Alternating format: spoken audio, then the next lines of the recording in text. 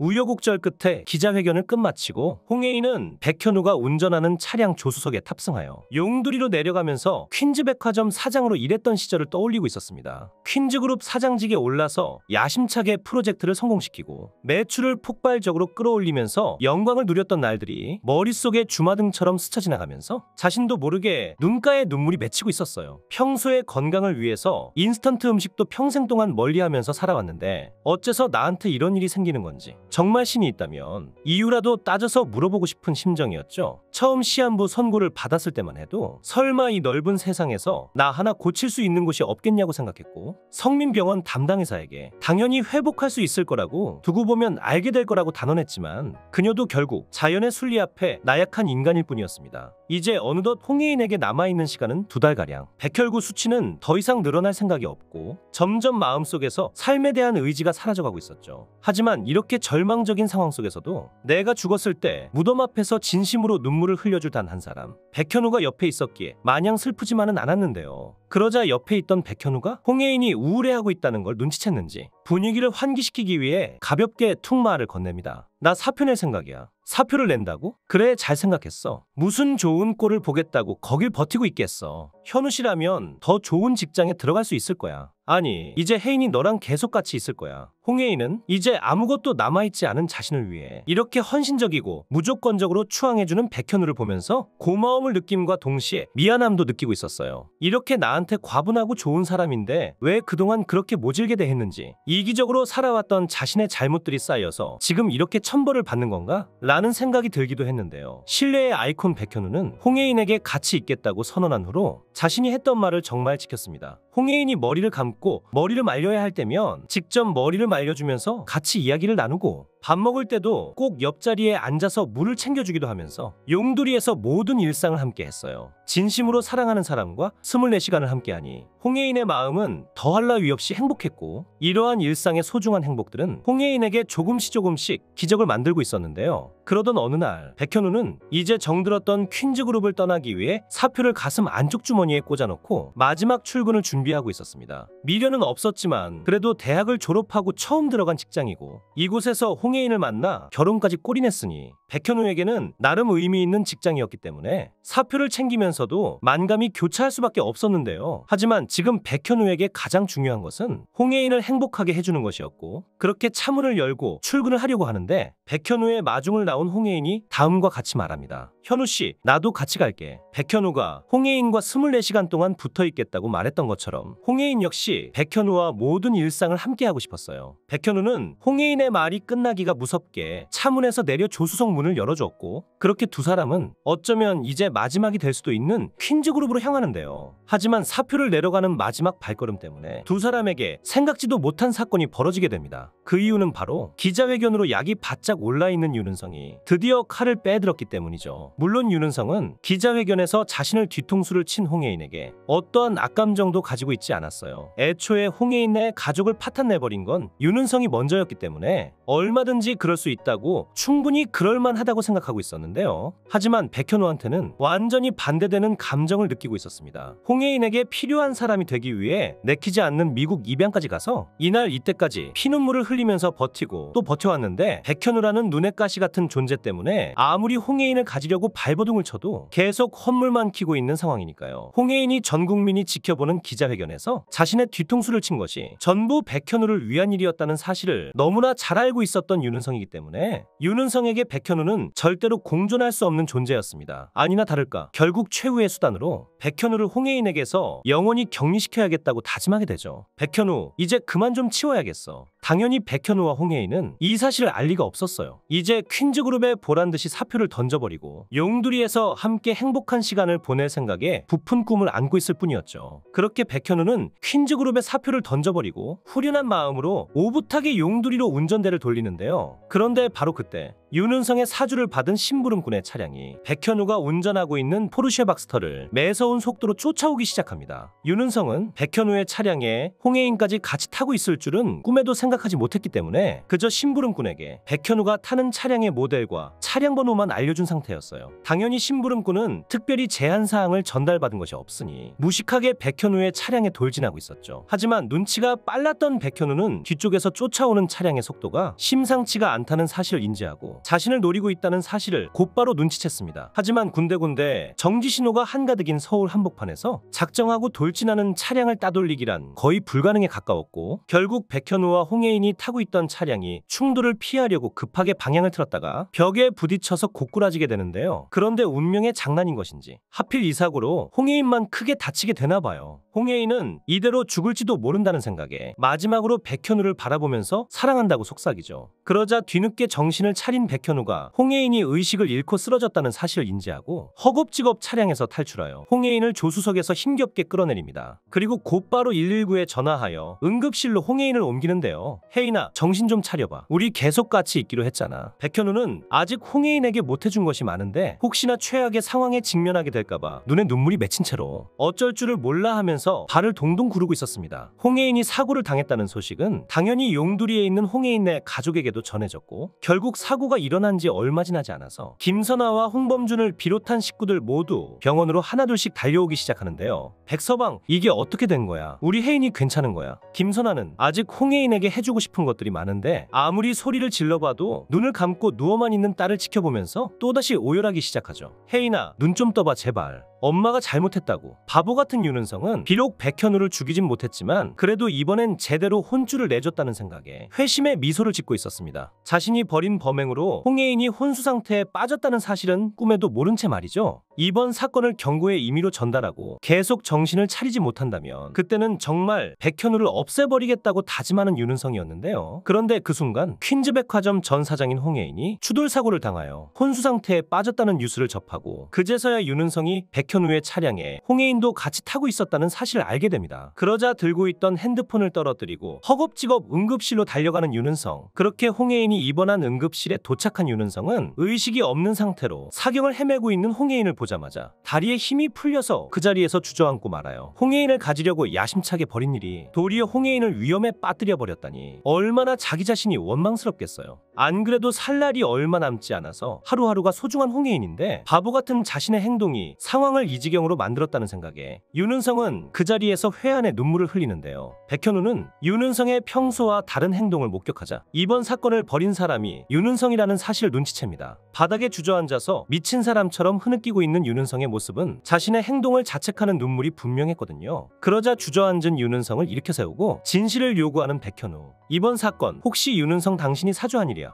혜인이까지 타고 있는 줄 몰랐어. 윤은성의 말이 끝나기가 무섭게 백현우가 윤은성에게 갑자기 주먹을 날리기 시작합니다. 제대로 한 방 얻어맞은 윤은성은 백현우를 물끄러미 바라보더니 뻔뻔스럽게 다음과 같이 말하죠. 진작에 혜인이한테 떨어져 줬으면 이런 일이 일어나지도 않았겠지. 곧 죽어도 백현우에게만큼은 미안하다는 소리를 하고 싶지 않았던 건데요. 그렇게 서로 주먹을 수십 번가량 교환하고 나서야 두 사람의 싸움이 끝이 나고 너무나 다행스럽게도 사경을 헤매던 홍혜인이 반나절 만에 의식을 찾고 일어났어요. 홍혜인은 특별히 외상을 입은 곳이 없었고 일시적인 충격으로 인해 잠시 동안 정신을 잃은 것이었습니다. 하지만 최근 들어 홍혜인이 용두리에서도 갑자기 정신을 잃고 쓰러진 적이 있었고 그 밖에도 이런 일이 점점 늘어나고 있었기 때문에 백현우는 이왕 병원에 온 김에 홍혜인으로 하여금 다시 한번 정밀검사를 받게 하는데요. 그런데 무심코 진행한 정밀검사에서 백현우와 홍혜인에게 깜짝 놀랄 만한 일이 벌어지고 말아요. 그 이유는 바로 늘어날 생각이 없었던 홍혜인의 백혈구 수치가 꽤나 많이 증가해버렸기 때문이죠. 이분이 3개월밖에 못 사신다고요. 글쎄요, 외상이 없는데 의식을 잃으셔서 빈혈일까 싶어 백혈구 수치를 검사해봤는데 정상인보다 높은 수치가 나왔습니다. 이 정도 수치라면 충분히 치료가 가능할 것 같네요. 뭐라고요? 그게 사실인가요? 백현우와 홍혜인은 그동안 가는 병원마다 죽을 것이다와 같은 절망적인 이야기만 들었는데 전혀 생각지 못하게 치료가 가능할 것 같다는 응급실 의사의 말을 듣고 화들짝 놀랄 수밖에 없었습니다. 도저히 믿을 수 없어서 꿈인가 라는 생각이 잠깐 들 정도였죠. 거죠. 치료가 가능하다는 이야기를 듣자 그제서야 참아왔던 눈물을 쏟아내는 홍혜인과 백현우. 그러자 홍혜인은 어떻게 수치가 늘어난 건지 물어보기 위해 응급실 의사에게 다음과 같이 말합니다. 선생님, 이렇게 갑자기 백혈구 수치가 증가하는 게 흔한 일인가요? 정말 보기 드문 일이죠. 하지만 백혈구 수치라는 게 호르몬의 변화가 많은 영향을 끼치기 때문에 최근 들어 무슨 일이 있었는지에 따라 유동적입니다. 아마 홍혜인 씨에게 최근 들어 행복한 일들이 많이 생겼나 보네요. 그러자 홍혜인은 자신에게 기적을 가져다 준 사람이 백현우라는 사실을 인지하고 백현우를 바라보면서 눈물을 흘리는데요. 구독과 좋아요는 제가 영상을 제작하는데 큰 힘이 됩니다.